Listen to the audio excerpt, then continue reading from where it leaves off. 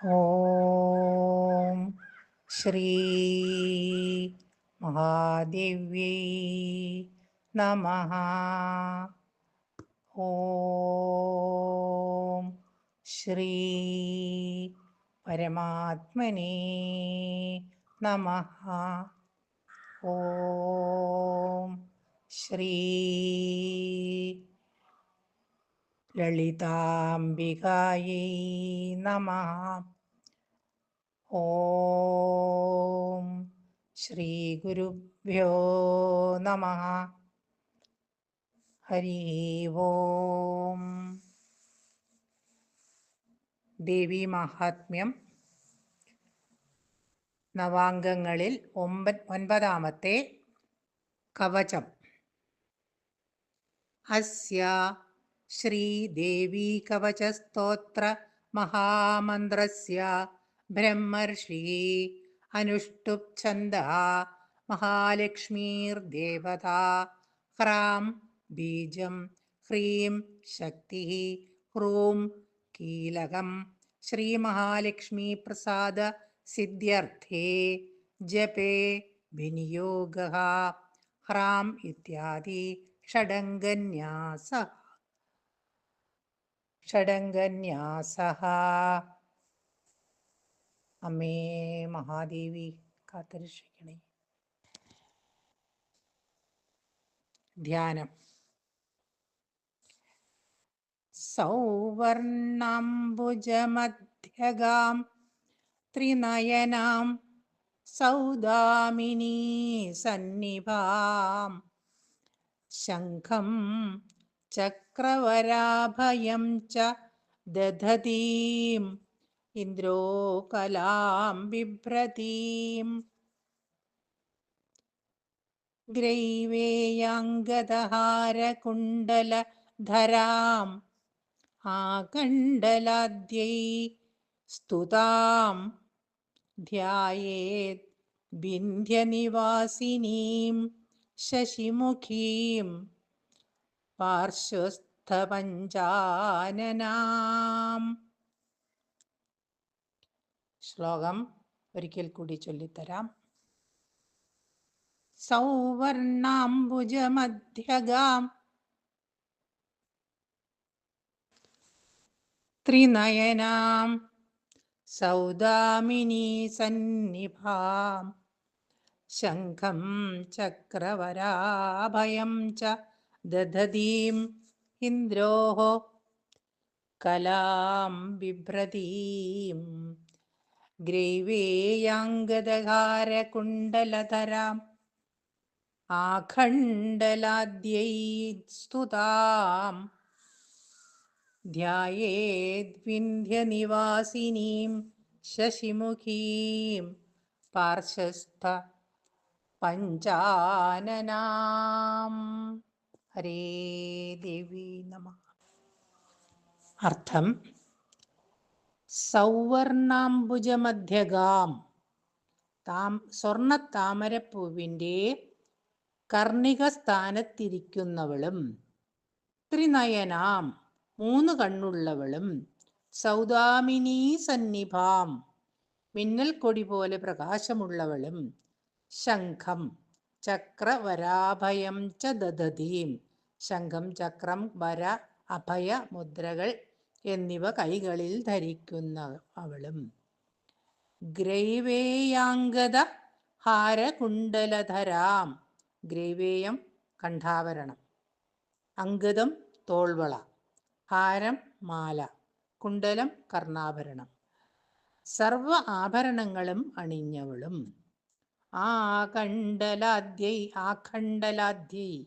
സ്തുതാം, ആഖണ്ഡലൻ ദേവേന്ദ്രൻ തുടങ്ങിയവരാൽ, ആഖണ്ഡലാദ്യൈ ദേവേന്ദ്രൻ തുടങ്ങിയവരാൽ, സ്തുതാം സ്തുതിക്കപ്പെടുന്നവളും, പാർശ്വസ്ഥ പഞ്ചാനനാം, അടുത്ത് സ്ഥിതി ചെയ്യുന്ന സിംഹത്തോടു കൂടിയവളും, ശശിമുഖീം, ചന്ദ്രനെ പോലെ പ്രകാശിക്കുന്നവളും, പ്രകാശിക്കുന്ന മുഖമുള്ളവളും ആയി, വിന്ധ്യനിവാസിനീം, വിന്ധ്യനിവാസിനിയെ ധ്യായേത്, ധ്യാനിക്കുക. അപ്പോൾ എന്താണ് ചെയ്യേണ്ടത്?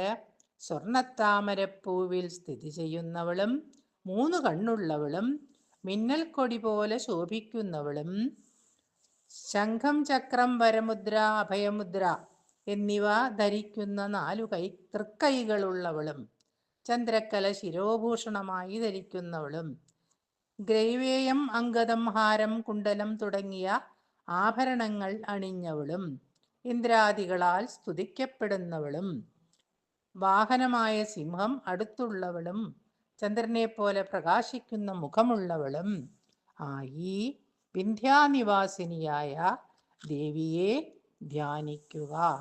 അമ്മേ മഹാമായേ കാത്തുരക്ഷിക്കണം. അവിടെ ശ്ലോകം 2.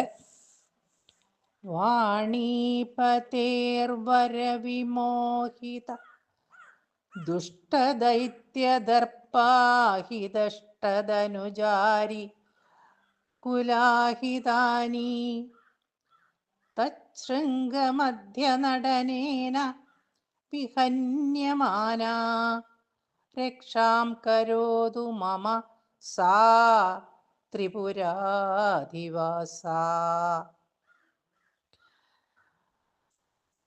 അർത്ഥം: വാണീപതേ, വാണീപതിയായ, അതായത് ബ്രഹ്മാവിൻ്റെ, വാണീപതേ വരവിമോഹിത. അപ്പം ഇവിടെ ബ്രഹ്മാവിൻ്റെ വരവിമോഹിത, വരത്താൽ വിമോഹിതനായ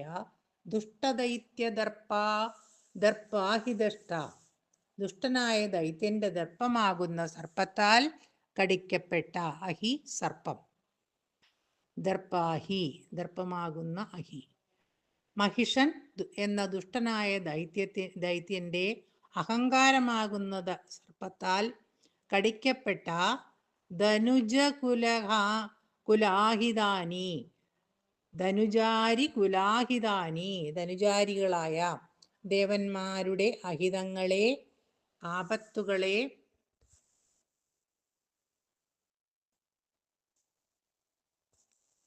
തത് ശൃംഗമധ്യനടനേന, തത് ശൃംഗമധ്യനടനേന, അവന്റെ കൊമ്പുകളുടെ മധ്യത്തിൽ നിന്നുള്ള നൃത്തം കൊണ്ട് വിഹന്യമാന, വിഹനിച്ചവൾ, നശിപ്പിച്ചവൾ ആയ സാ ദേവി ത്രിപുരാധിവാസ, ആ ദേവി ത്രിപുരങ്ങളെ അധിവസിക്കുന്നവൾ, മമ രക്ഷാം കരോതു, എൻ്റെ രക്ഷയെ ചെയ്യട്ടെ, മീൻസ് എന്നെ രക്ഷിക്കട്ടെ. വാണീപതിയായ ബ്രഹ്മാവിൻ്റെ വരം കൊണ്ട് വിമോഹിതനായ ദുഷ്ടദൈത്യൻ അഹങ്കാരമാകുന്ന സർപ്പത്താൽ ദംശിക്കപ്പെട്ട ദേവന്മാരുടെ അഹിതങ്ങളെ ആ മഹിഷാസുരന്റെ കൊമ്പുകളുടെ മധ്യത്തിലുള്ള അതായത് ശിരസിലുള്ള നടനം കൊണ്ട് നശിപ്പിച്ചവളും ത്രിപുരങ്ങളെ അധിവസിക്കുന്നവളുമായ ആ ദേവി എന്നെ രക്ഷിക്കട്ടെ. ഇവിടെ ബ്രഹ്മാവിൽ നിന്നാണ് മഹിഷാസുരന് വരം ലഭിച്ചത്. ആ വരം കൊണ്ട് അയാൾ ശക്തനായി തീർന്നു. ശക്തിയും അധികാരവും പ്രതാപവും ഉണ്ടായപ്പോൾ ഇതെല്ലാം തൻ്റെ ബലമാണ് എന്ന് അയാൾ ധരിച്ചു. ആ ശക്തി കൊണ്ട് മോഹിതനായി തീർന്ന ദുഷ്ടനായ മഹിഷാസുരന്റെ അഹങ്കാരത്തെ ഒരു സർപ്പത്തോട് ഉപമിച്ചിരിക്കുന്നു. ആ സർപ്പം തൻ്റെ വിഷമയമായ ദംഷ്ട്രകൾ കൊണ്ട് ദേവന്മാരെ ദംശിച്ചു, പലതരത്തിൽ ഉപദ്രവിച്ചു എന്നർത്ഥം. അവരുടെ അപേക്ഷ പ്രകാരം ദേവി മഹിഷാസുരനെ വധിച്ചു. യുദ്ധത്തിൽ മരിച്ചു വീണ മഹിഷാസുരന്റെ തലയിൽ കയറി ദേവി നൃത്തം വെച്ചു. അതോടെ ദേവന്മാർ ആപത്തൊഴിഞ്ഞ് ആശ്വസിച്ചു. അതാണ് ഈ ശ്ലോകത്തിന്റെ ചുരുക്കം. ശ്ലോകം 3. ശംഖാസി ചാപശര ഭിന്നകരാം ത്രിനേത്രാം ദിഗ്മേതരാംശുകലയാ വിലസത്കിരീടാം സിംഹസ്ഥിതാം സസുരസിദ്ധനുതാം ചതുർഗാം ദുർവാനിഭാം ദുരിതവർഗഹരാം നമാമി. ശംഖാസി ചാപശരഭിന്നകരാം ത്രിനേത്രാം ദിഗ്മേ ദിഗ്മേതരാം ശുകലയാ വിലസത്കിരീടാം സിംഹസ്ഥിതാം സസുരസിദ്ധനുതാം ച ദുർഗാം ദുർവാനിഭാം ദുരിതവർഗഹരാം നമാമി. ഇവിടെ ശംഖാസി ചാപ ശരഭിന്നകരാം, ശംഖം അസി ചാപഭിന്നകരാം, ശംഖവാള് വില്ല് അമ്പ് എന്നിവ വേറെ വേറെ കൈകളിൽ ധരിച്ചിട്ടുള്ളവളും, ത്രിനേത്രാം മൂന്ന് കണ്ണുള്ളവളും, തിഗ്മേതരാംശുകലയാ തിഗ്മം, തിഗ്മം എന്നുള്ളത് ചൂടുള്ളത്, തിഗ്മേതരം ചൂടില്ലാത്തത്, തണുത്തത് എന്നർത്ഥം. തിഗ്മേതരാംശു തണുത്ത കിരണങ്ങൾ ഉള്ളത്. ചന്ദ്രൻ തിഗ്മേതരാംശുകലയാ ചന്ദ്രക്കല കൊണ്ട്.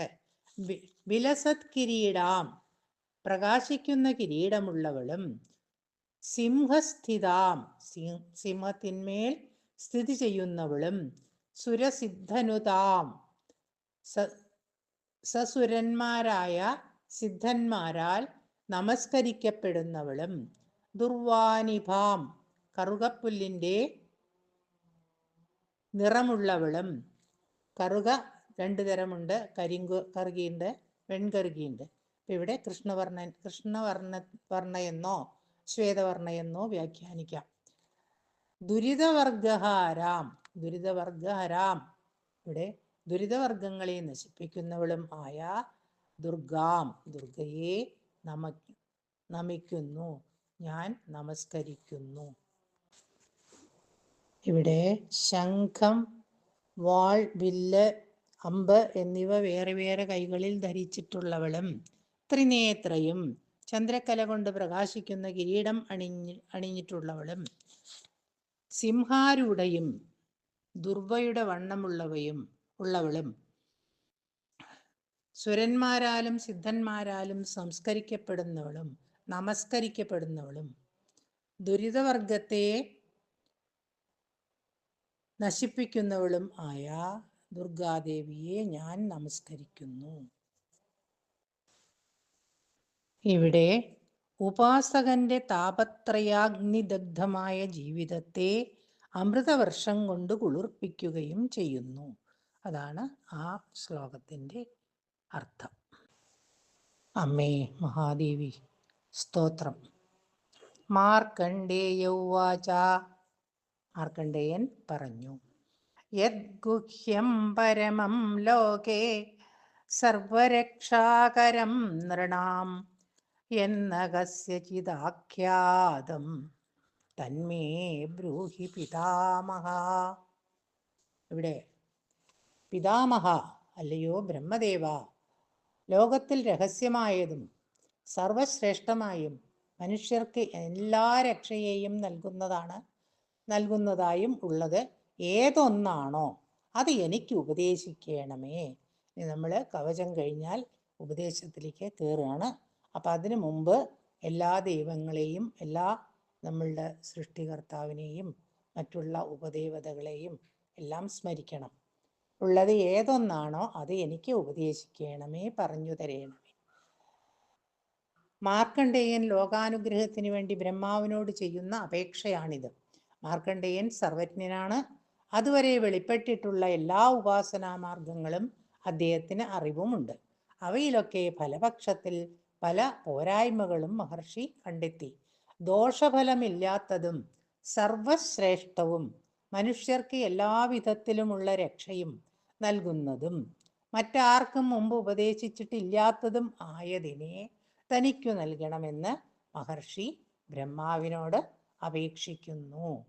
അപ്പം ഇവിടെ ബ്രഹ്മാവും മാർക്കണ്ഡേയനും തമ്മിലുള്ള ഈ സംവാദം മാർക്കണ്ഡേയ മഹർഷി തന്നെ ക്രൗഷ്ടുകിയായ ഭാഗുരി മഹർഷിക്ക് ഉപദേശിക്കുന്നതായി പക്ഷിരൂപികളായ ദ്രോണമുനി പുത്രന്മാർ ജൈമിനി മഹർഷിയോട് പറയുന്നു. ഇവിടെ ഒരു വലിയ കഥയുണ്ട്. ആ കഥ ഞാൻ പറയാം. പിന്നീട് പറയാം. പിതാമഹ എന്ന സംബോധന കൊണ്ട് താൻ തന്നെ സൃഷ്ടിച്ച മനുഷ്യരെ സംരക്ഷിക്കേണ്ട ഭാരം ബ്രഹ്മാവിനുണ്ട് എന്ന് സൂചിപ്പിക്കുന്നു. പിതാമഹൻ, മുത്തശ്ശൻ അല്ലേ? ഇവിടെ ശ്രീ മഹാദേവന്റെ അനുഗ്രഹം സിദ്ധിച്ച ആളാണ് ആര്? മാർക്കണ്ഡേയ മഹർഷി. മാർക്കണ്ഡേയനെ രക്ഷിക്കാൻ വേണ്ടിയാണ് മഹാദേവൻ കാലനെ വധിച്ചത്. അത്ര കണ്ട് മാഹാത്മ്യമുള്ള മാർക്കണ്ഡേയൻ ബ്രഹ്മാവിനോട് യാചിക്കുന്നത് തനിക്ക് വേണ്ടിയല്ല, ബ്രഹ്മാവിൻ്റെ തന്നെ പരമ്പരയിൽപ്പെടുന്ന മനുഷ്യർക്ക് വേണ്ടിയാണ്. രക്ഷാകരമായ കവചസ്തോത്രം ഏവർക്കും അഭിഗമ്യമാകണം എന്നതാണ് മഹർഷിയുടെ ലക്ഷ്യം. എല്ലാവർക്കും എല്ലാ രക്ഷയും നൽകുന്ന ദിവ്യമായ കവചസ്തോത്രം ബ്രഹ്മദേവൻ അമൂല്യമായ നിധി പോലെ ഗൂഹനം ചെയ്തിരിക്കുന്നു. അതായത് ഗുഹ്യം ആണ് ഇവരുടെ എല്ലാ സ്തോത്രങ്ങളും ദേവന്മാരുടെ. അത് സ്വസന്താനങ്ങളുടെ നന്മയ്ക്കായി വെളിപ്പെടുത്തണമെന്ന് കാരുണ്യമൂർത്തിയായ മഹർഷി അഭ്യർത്ഥിക്കുന്നു. ബ്രഹ്മോവാച, ബ്രഹ്മാവ് പറഞ്ഞു, അസ്തി ഗുഹ്യതമം വിപ്ര സർവഭൂതോപകാരകം ദേവ്യാസ്തു കവചം പുണ്യം തച്ഛൃണ്വസ്വ മഹാമുനേ. ഹേ വിപ്ര, അല്ലയോ ബ്രാഹ്മണ. ബ്രഹ്മാവാണ് പറയണത്. ഗുഹ്യതമം, ഏറ്റവും ഗുഹ്യമായത്, സർവഭൂതോപകാരകം, എല്ലാ ജീവികൾക്കും പ്രയോജനമായത്, പുണ്യമായതും, ദേവ്യാ കവചം, ദേവിയുടെ കവചം ആകട്ടെ, ആകട്ടെ, അസ്തി ഉണ്ട്, എന്താണ്? മഹാമുനേ, അല്ലയോ മഹാമുനി, മഹർഷി ശ്രേഷ്ഠ, തച്ഛൃണു, അത് കേട്ടാലും, അത് അങ്ങ് കേട്ടാലും. ഇവിടെ അല്ലയോ ബ്രാഹ്മണ, ഏറ്റവും ഗുഹ്യമായതും എല്ലാ ജീവികൾക്കും പ്രയോജനകരമായതും പുണ്യവും ആയ ദേവീകവചം ഉണ്ട്, അത് അങ്ങ് കേട്ടാലും. പാമരനെന്നും പണ്ഡിതനെന്നുമുള്ള ഭേദം കൂടാതെ ഏവർക്കും ഉപകാരകമായ ദേവീകവചം ലോകനന്മ ആഗ്രഹിക്കുന്ന മഹർഷിക്ക് ഉപദേശിക്കാൻ സർവലോക പിതാമഹനായ ബ്രഹ്മദേവൻ ആരംഭിക്കുന്നു. ഇത് ഏറ്റവും പ്രധാനപ്പെട്ട അംഗങ്ങളിൽ ഒന്നാണ് കവചം. അപ്പം ഇവിടെ ഉപദേശവും ഉപദേശത്തിൻ്റെ സിദ്ധിയും എല്ലാം ഇവിടെ ഫലിക്കുന്നുണ്ട്. അത് വിചാരിച്ച് മറ്റൊന്നും പ്രധാനമല്ല എന്നല്ല അർത്ഥം. ഇവിടെ കവചം ഏറ്റവും പ്രാധാന്യം അർഹിക്കുന്നു. ബ്രഹ്മാവ് തൻ്റെ മുഖത്തിൽ നിന്ന്, അതായത് ബ്രഹ്മാവ് മാർക്കണ്ഡേയ മുനിയുടെ ഗുരുവായിരുന്ന ഗുരുമുഖത്തിൽ നിന്ന് മാർക്കണ്ഡേയന് വീണ് കിട്ടിയ ആ കവചമാണ്. കവചം എന്ന് പറഞ്ഞാൽ അന്ന് ഞാൻ പറഞ്ഞു മാർച്ചട്ട. ആ മാർച്ചട്ടയാണ് ദേവീ കവചം ഇവിടെ അവതരിപ്പിക്കുന്നത്, അല്ലെങ്കിൽ ഇവിടെ നമ്മൾ ഇനി ഇവിടുന്ന് അങ്ങോട്ട് പഠിക്കാൻ പോകുന്നത്.